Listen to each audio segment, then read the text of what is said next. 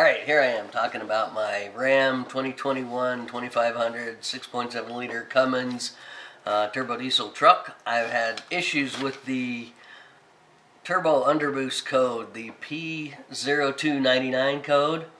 As I explained in another video, I took it into the dealer. They had to update the software, and they told me the real fix was to put a factory air filter in it. So a Mopar factory air filter. So we did that, and I'm happy to report that when I took the truck in, I was at 31,147 miles. So 150 miles essentially. I drove it 150 miles trying to get it to go through its run cycle when they say, oh yeah, you've got to run it about 100 miles through the run cycle on the freeway or whatever.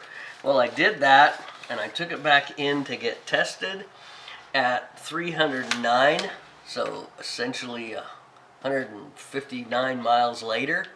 It did not complete its run cycle. So now I'm getting down to the end.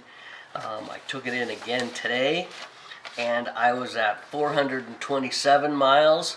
So from 150 up to 427. So I put a good 300 miles. Well, no.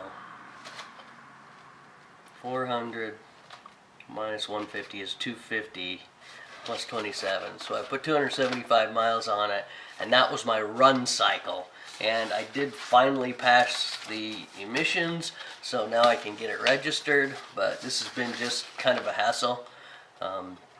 So anyway, the run cycle is over 200 miles, 250 miles plus for me, and I finally got past the code. The code didn't come back up, and I guess the secret was the software and a Mopar factory air filter. So I don't know if that's really true or not. I can't believe that a factory air filter would make that much difference compared to just one you can get off any auto parts store or a name brand or whatever else.